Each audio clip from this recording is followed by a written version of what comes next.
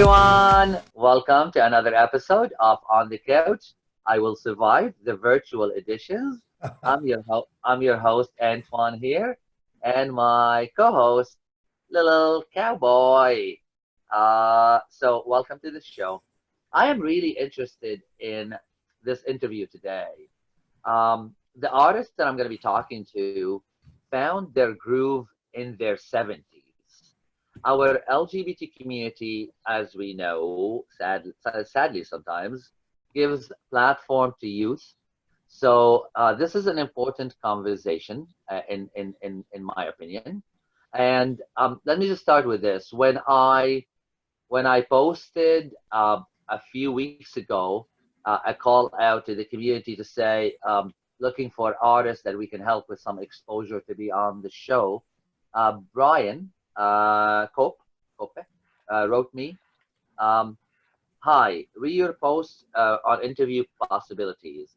Maybe you and your fans might find me interesting. First appeared in theater 3 years ago in the Youth Elders Project. Co-wrote and performed in Motherlode in Rhubarb 39. Star of Drag Heels Season 2, soon to be streaming. I've heard about that show, by the way, so we'll talk about that. Star of Joanna Talk. My live stream launched just last week and made my breakthrough last April, and I'm 74. Right away, I was attracted to the message. I was interested in the message. So let's bring on Brian and let's try chat. Hello, Brian. Hi, how are you, Antoine? I'm great. Welcome to the show. And really, I like right away. I really wanted to talk to you because it is unfortunate sometimes that we forget that creativity and talent does not stop with age. I am finding my best life in my I'm 52 now. I'm finding my best life now. Some of my Good. friends started down a career of being an author in their late 50s. I love seeing people who don't see age as a measure to how active or creative you're going to be. Welcome to the show. Good. Thank you very much. It's a Well, pleasure to be here and to meet Cowboy. say hi to Brian. There you go. Welcome. You know what we had on the show. I will talk about the drag. What is it called again? Drag heels. We'll talk about Yes. that because we had what's her name? Tracy Aaron Smith. Is that Oh, her Tracy name? Aaron Smith. Yes. Yes. Yeah, we had her on our show in the past, and I know she does that, and she's a lovely colleague in the industry. So we'll talk about that. Okay, let's start with Good. you. Introduce us to you. Well, I have been a Um, butterfly in a your way. background, any, okay, Okay. Nothing about my background would lead you to where I am today.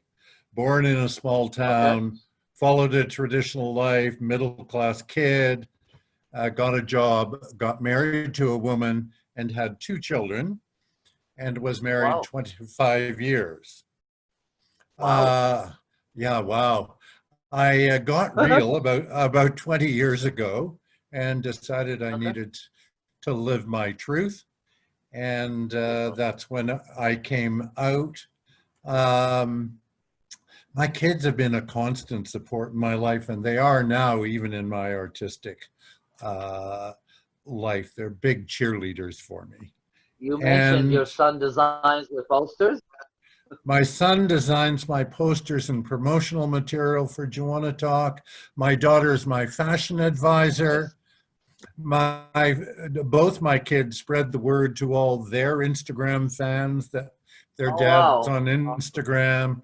My son's done big Facebook postings. Watch my dad on Instagram tonight. I So I am a love this. very fortunate guy, but I wouldn't say lucky because I worked hard at being a father. I took it as a important responsibility. So Beautiful. I was a corporate guy. I consulted to lawyers and accountants for 30 years on Wow. marketing. Okay. Is Yeah, that your background? okay. Marketing is your background? Yes, marketing, sales, and service. I was the first Okay, marketing cool. director for the biggest law firm in Canada. And then I set out on my own to do my own thing. And I guess I had a niche. I always had a female persona. And I want to distinguish here. I don't call myself a drag artist. I call myself a gender performer because I'm not a classic drag artist. Um, so 4 years ago, as you pointed out, I was selected to be part of the Youth Elders Project at Buddies in Bad Times. And it was during the creation of that show, I took down the website for my business. I just said, I can't consult to another lawyer or accountant. I don't know if I'm going to make any money, but I can't do that anymore. And so I just got more and more involved in creative things. And when I was offered a chance to be one of the artists in Drag Heels season 2, my character, Joanna DeWitt, started to really manifest herself. Now, Joanna has a brother named Dirk DeWitt, and he's a stripper. And Dirk does burlesque, and I did my first burlesque performance last year. So I find myself being a creative person. And in this odd time, I think, what am I going to do? My gigs all got canceled, so I invented my own gig. That's how Joanna Talk came to be. Yep. This is really really awesome and really really beautiful. So drag, burlesque, you did not leave anything unturned in very very short time. Hey, I, Antoine, I learned that if an old man took off his clothes or put on a dress, he got a standing ovation. I couldn't deny it. That's awesome. Well, you know what? Hey, you're doing in a very short period of time what we a lot of us take a whole lifetime to do. So good on you. I'm gonna Thank concentrate you. on two projects to talk about. I'd like to hear more about Drag Heels. What is this about, and what have you, and when is it coming Okay. up? And I would Okay. like to know about your Joanna Talk. Is that the right? Am I pronouncing it Yeah. right? Yes. Yeah. Do you want to talk with a question mark? Do you want to Okay. talk? Do you want to talk? Okay. So, shall I address drag heels first? Oh yeah. Yeah. Go ahead. Okay, so Drag Heels had its first iteration about 18 months ago, and it was kind of a guerrilla thing. And maybe Tracy Aaron Smith told you about that. It was just like, oh, I'm doing a theater workshop, and somebody said, could we film it? And so it was sort of by the seat of their pants. Okay. This time when they wanted to do it, they chose, we're looking for 8 artists, and both seasons are produced by Out TV. Oh, cool. And Charlie David of Border to Border Entertainment was the producer here. He Yeah. is the director of the show. So Okay. this time, though, they rented theater space for us to do this in, and they turned it every day into a real studio. All the big lights, 3 cameras, Wow. sound guy, makeup person, So cool. and Drag Heels is spelt, for your viewers who wouldn't know, Heals, not Heels. Yeah. And so Tracy takes people on a journey and provides exercises, and the artists explore. And I was the oldest performer, and the youngest was 19 when we started the show. And I think they turned 20 while we were doing the show. And they and I bonded immediately. And I've always been interested in intergenerational connection. I'm glad you referenced the elder queer world. I am marginalized everywhere I go. And I got used to it, but a lot of what I'm about without anger is just, if I want to be here, I'm going to be here. Good for you. Yeah. And so I don't do it without anger. And so I go to lots of performances at local establishments when they're open. And sometimes I go in face, sometimes I don't. I just need to be me. which I wasn't for many years, obviously. So Drag Heels was filmed in January, all of January. I think we filmed 16 of the 30 days in January. It included in-home interviews. And in my case, my daughter and son came and were part of that bio piece they did.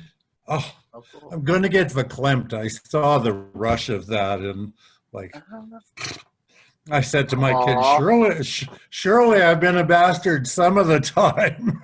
My kid, it was very heartwarming. And so Drag Heels is workshop after workshop after workshop, various people, drag kings, drag queens, drag in-betweens coming in and coaching. And it ended with 2 live shows at Buddies and Bad Times, which were sold out both nights. And I made a joke earlier, but I did get a standing ovation during my performance. And I think it's because I took to heart something I learned when I started in theater. Performing isn't pretending. Performance is being authentic. Beautiful. And I told a pretty raw story in my performance. Okay. And I sang lip sync to I Am What I Am from La Cage aux Folles. Okay. And that series will have 10 episodes and it should be out maybe next month. Maybe next month. It's going to be streamed on Out TV and Prime and has been sold to international markets as well. Beautiful. So it's very soon. So it's Cool. All right. very soon. Yeah.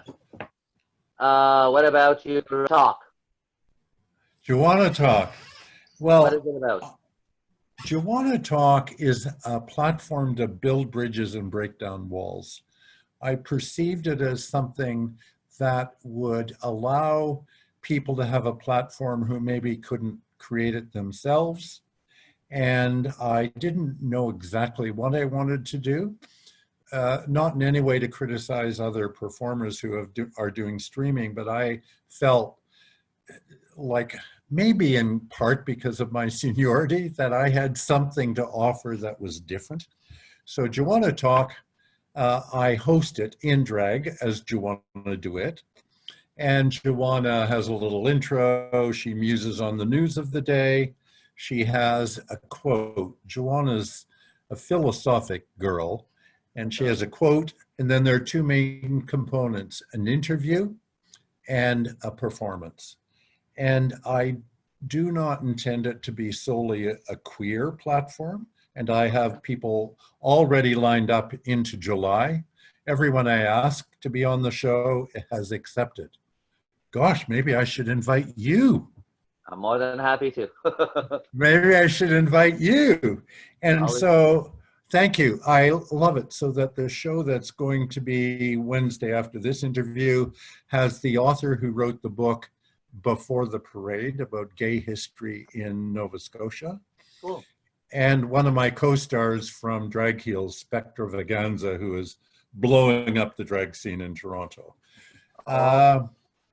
And then I will finish the show. Every time I finish the show, I hadn't planned this, but I finish with a poem.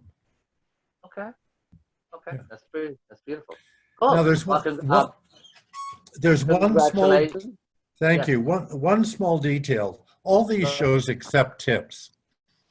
And Okay. so I accept tips, but my tips are shared with the Glad Day Emergency Survival Fund, the performing artist, and myself. And as of this interview, we've already transferred a couple of $100 to Glad Day. And That's I love the wonderful. fact that all, people chip in. It's Yeah, a no, key. and I'm really loving the creativity and that we're all kind of, pulling in together.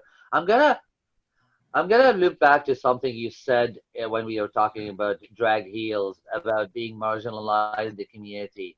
And honestly, I understand, and it's heartbreaking though. I really want to say this because hell no, we work so hard in our community, and we've done so much work, and we have so many elders in our community and people aging, and we really have to give them room at our table. We really need to include everybody. I did Yes. not work. I'm 52. I did not work this hard in my life and do all what I do so I can be marginalized in our community at 70. That's not acceptable. We Right. really, to me, ageism something is abhorring. It's there. When I was in my 20s, I loved hanging out in the spaces. Back then, I got to Toronto when I was late 80s, maybe 87. I loved hanging out in the spaces that had our elders, our seniors. Nice. Well, because uh, those were the people that you learn from. These are the people that had the history and the knowledge and so much to teach me. So I think and the same thing now. Also, I don't look at the youth and go, "Oh, you're too young. You don't have the experience." I give platform to everybody. You Good for are you you. are you are what you bring to the table. Not your age. Your age is not a factor. Thank you. You know, what I would observe there is our society generally marginalizes older people, It does. It but does. it brutally More so in North America, though. More so in North America. Back in like the Arabic countries or Asia, whatever, yes, more respect to the elders. right, right. Um, I would just say the queer community is a little nastier about it than the general society. It is. W- It is. If We can't sugarcoat it. so, but having said that, I want I want to be part of the solution, not part of the problem. Exactly. And Exactly. that is my philosophy in life. So this is why I go where I feel I want to go, not to offend anybody. And as I said in a recent performance, all I can do is be my authentic self and lay it down. I have no control over how you respond. And so I view this in terms of my role. I would say in the last 4 years since I got involved with the Buddies Youth Elders Project, I have, of the people I have added to my friends and Instagram network, 80% are under 35. Wow. And, Cool. and I would say that because I connect with them. I want to hear what they have to say. They challenge me. I teach them. They teach me. Everybody's richer for it. So, And I think that's the picture of life that should always be the case. That age should not matter. You come from a corporate world, and now you're creative. What do you love about creativity? What is interesting to you in what you do? Why do you like to create things? well, in a way, I was always creative because I was a marketing consultant. So That's good. That's I invented sponsorships. I invented amazing social events for my clients. So that part was creative, but I never thought of myself as an artist until I started to perform. okay. And so, and that transformation started about 3 years ago, where somebody introduced me to somebody new and said, "Do you know my friend Brian Cope? He's an artist." I thought, holy cow, I am an artist. And so, what I like Uh, is that it nourishes me. I feel alive, Antoine. Everything I create, every time I try a new yeah. makeup for Joanna, every time I try a new outfit or think of a new something to put together, it's creative. And when I do an Yeah. interview on Joanna Talk, I've It's got to, fulfilling, is it? uh, it's fulfilling and I've got to be right there and I got to be listening. And I am kind to everybody. I'm not out to skewer anyone. And in a show recently, I allowed my audience to ask Joanna questions, and she got all kinds of off-color questions, but she just handled them with aplomb, you know? And so I love the creativity. That's It's very, very good to keep my mind sharp, very good to keep my visual sensitivities up. My son is an artist, a visual artist. And I've always been attracted to art in every form. Um, I don't know, being creative, I don't know how I could exist without it. And I'm so fortunate in this period of time to have this. I don't know how I would have handled it otherwise. Beautiful, beautiful. We share a bunch of things actually. See, I don't know if you know my background is advertising and marketing. My role in the Yes, community is media. But now at 52, well, 5 years ago, I launched a talk show. Now I love the creativity and the creation of of a talk show. good. Very soon I'm gonna be recording my first ever album in Arabic. So you know what? There is something really awesome about creating. So I completely understand how you switched and why you switched. Thank you. You know, that's not something that's easy to pardon me, to define for somebody who's a pinstripe suit type person. uh, Uh, they recognize it when they see it. So when I create a great event for them, they recognize it's magical, but they don't necessarily appreciate it. And I'm glad this nourishment of our souls is an intangible. It's an intangible. And I can't live without it.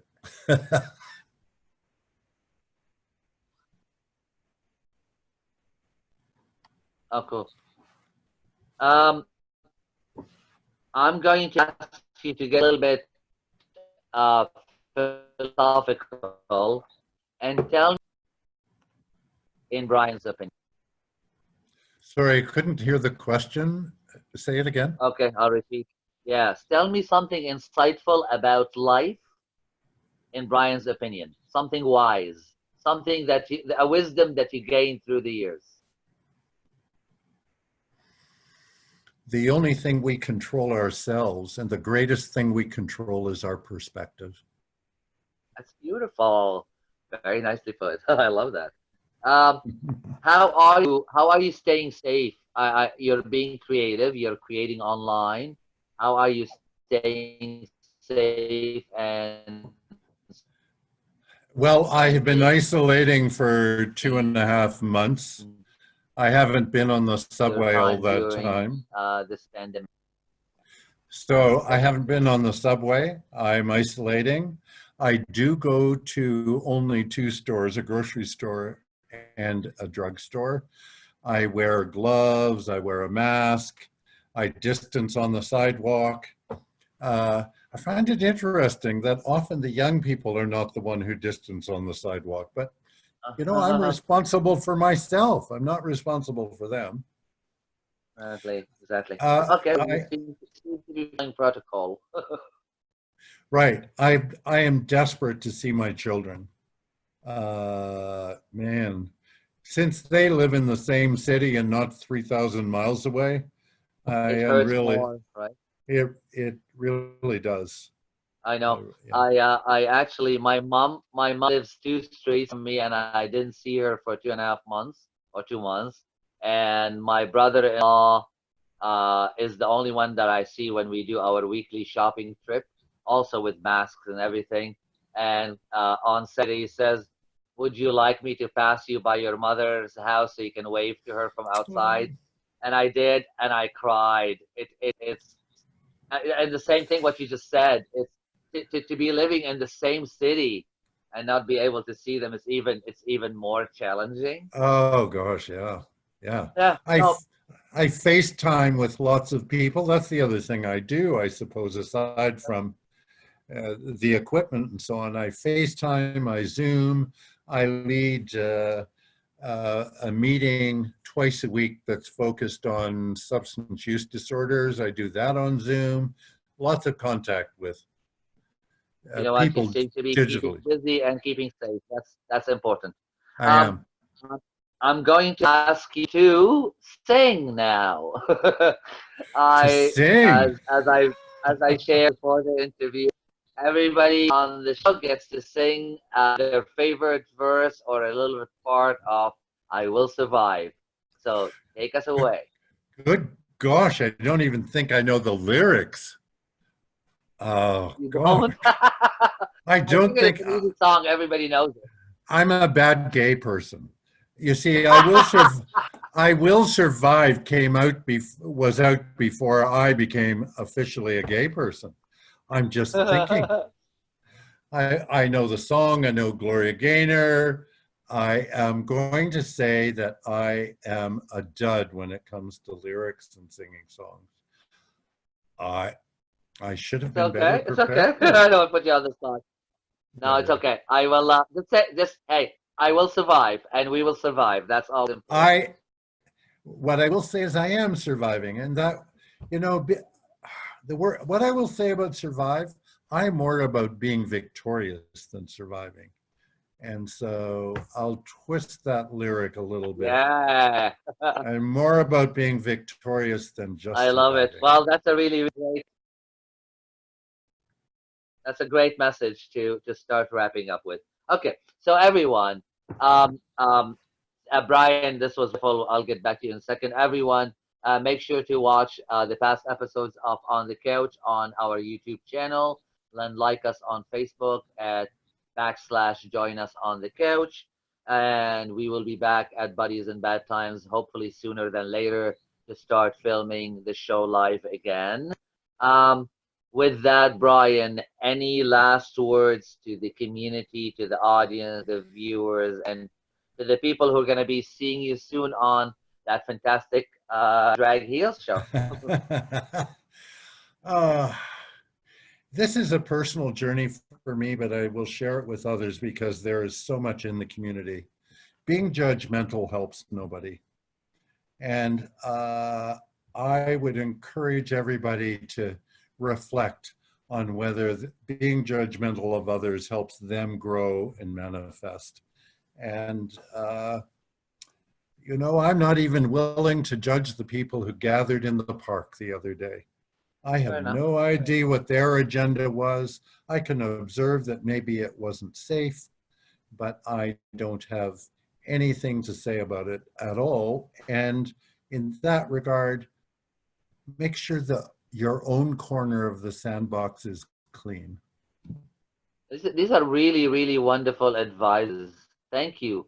Thank you. What a great message to leave the community with.